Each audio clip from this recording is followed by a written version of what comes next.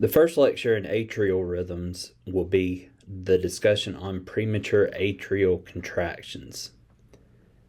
Our objectives: identify the pacemaker responsible for the formation of a PAC, recognize a PAC on the ECG monitor, understand the difference between a compensatory pause and a non-compensatory pause, and understand why the P wave of a PAC looks different than the other normally conducted complexes. So, a premature atrial contraction is an impulse or a complex that occurs earlier than expected and originates in the atrial focus, not in the SA node. So that's going to be the answer to one of your objectives, is the fact that it does not originate in the SA node, so it will not look like a sinus P wave. So due to increased automaticity of an atrial focus, it will have what's called an ectopic beat that occurs. And sometimes these ectopic beats can actually become the pacemaker of the atria. Normally, these are clinically insignificant, but under certain circumstances, such as with frequent PACs, valvular disorders, or heart failure, they could be significant. So, the formation of a PAC occurs when somewhere within the atria an irritable focus will fire. So remember the properties of cardiac cells. Automaticity is one of them. So enhanced automaticity within the atria outside of the normal conduction pathway will cause a complex to occur.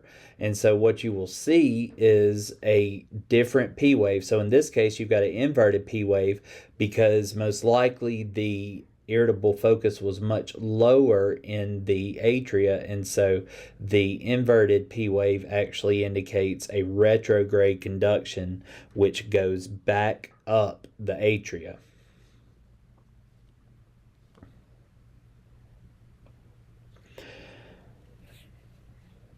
QRS complexes, ST segments, and the T wave should all be normal. So you'll have an underlying rhythm with premature complexes. So basically you're looking for these complexes that occur outside of the normal pathway, and they're going to occur sooner than expected.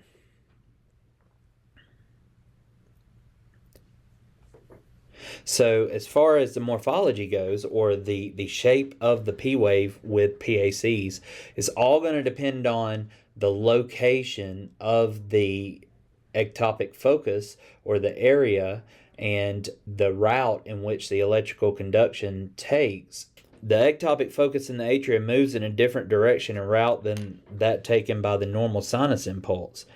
And the abnormal vector, which we're seeing all these are vectors, caused by the depolarization wave from an ectopic focus, causes a different P wave morphology.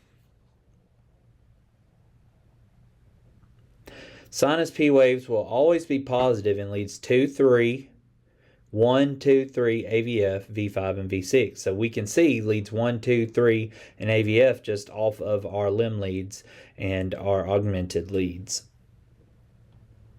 Ectopic P waves may be negative in leads 1, 2, 3, and AVF, because in these leads, your positive is below on the left leg or down at a 90-degree angle. So if that conduction is going backwards or away from the positive, then it will be shown as a negative.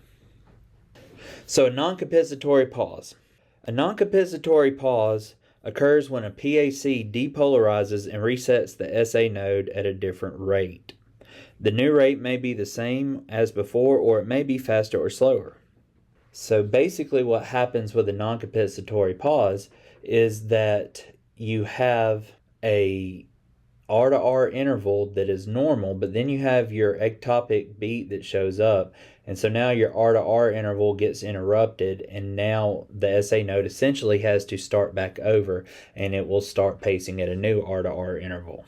Compensatory pause occurs when the PAC depolarizes and does not reset the SA node at a different rate. So the SA node will just continue to go in its underlying sequence or its underlying rhythm even after the PAC had occurred. So the concept of P falling on a T. The P wave of a PAC may fall over the T wave of a previous complex. And most of the time the two waves are easily distinguishable, but if it does fall over, it may become superimposed, or it may make the T wave a different morphology. So the example here, you can see that the P wave fell on the T wave, so you don't see a complete T wave before you see a P wave started again. But we know that this is a PAC because the P wave is different, and it also is a premature complex. In this case, you've got a P and a T. You've got an incomplete T wave and an incomplete P wave that have fallen together. Now, in reality, they both finish, but as of now, they are superimposed on top of each other. And then here's another example of a P on T, where it actually merged and fused together, so you've got a much larger wave here as compared to your T wave and your P wave on your underlying rhythm. When a PAC fails to cause ventricular depolarization, it's known as a blocked or non-transmitted PAC. In some cases, the transmission of the atrial impulse is blocked at the AV node. This prevents the impulse from conducting through the ventricles. This is evidenced by the absence of a QRS complex following the blocked wave. So this is going to be a little bit harder to see, but what you see is a P on T, indicating a premature atrial complex, but it was blocked and it didn't cause a QRS complex. This is another example here. So if you will notice that you've got a T wave and a P wave, but you have no QRS, but it is occurring before the next expected P wave. So looking at the recognition of these, PACs are premature atrial complexes or contractions. The underlying rate is what you have to look at as far as rate and rhythm, but it's going to be irregular once you have that disruption in the R to R that's caused by the PAC. The P wave, the underlying rhythm, should be a sinus rhythm. So the P wave of the rhythm should be upright and uniform, usually, but the P wave of the PAC is going to be different than your underlying rhythm. Then the PR interval should be within normal limits, depending on the pacemaker site. And the QRS complexes, they will all look alike and be similar in less than 0.12 once they're actually conducted to the ventricles.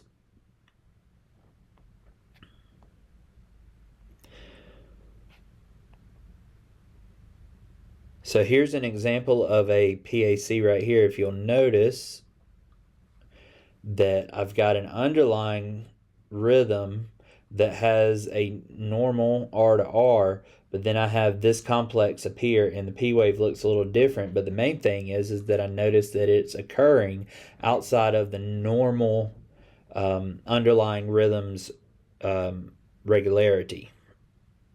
A couple of other terms that comes along with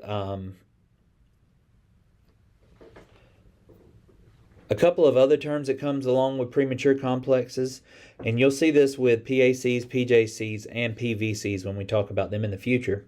But you could have two sequential or pairs of premature complexes, and then you get the terms bigeminy and trigeminy. Bigeminy means that every other beat's a PAC, and trigeminy means that every third beat's a PAC, and you can go on down and have quadgeminy as well. So it's different things that cause it. PACs look very much like the normal complexes of the underlying rhythm, but you're going to have to be able to tell the difference within the P waves themselves, and just determining that the premature beat actually occurs earlier than the next expected beat. So it could be idiopathic and benign and not cause any issues. Anxiety, fatigue, certain drugs, especially stimulant drugs, enlarged atria, heart disease, or even some electrolyte disorders. So here's some examples of PACs. So this one's pretty easy to determine here because you've got your P waves, your underlying rhythm P waves are here, and then you've got this guy that occurs prematurely, so earlier than the next expected beat, but it actually occurs and you don't have the next expected beat. The next rhythm, you can see that it's a very slow rate, so your underlying rhythm is sinus bradycardia, and then you have this beat right here that the P wave looks different and it's occurring earlier than the next expected beat, which is your premature atrial contraction.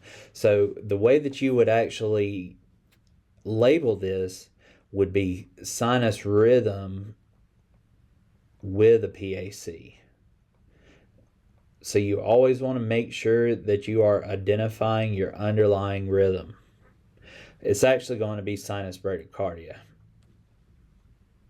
The same thing here, except this time you'll notice that you've got an inverted P wave, which really indicates that the ectopic focus was a little bit lower in the atria. You'll notice that this is your PAC here because you notice that these P waves are a little bit flatter, more elongated, and this occurs earlier than the next expected beat. You can easily identify the premature contraction here because you've got a complex here and a complex here and a complex here. So you've got your P wave that's actually inverted with these complexes. But another thing to point out on this one itself is that every fourth beat is a PAC. So this would actually be a sinus rhythm with a PAC's quadgeminy.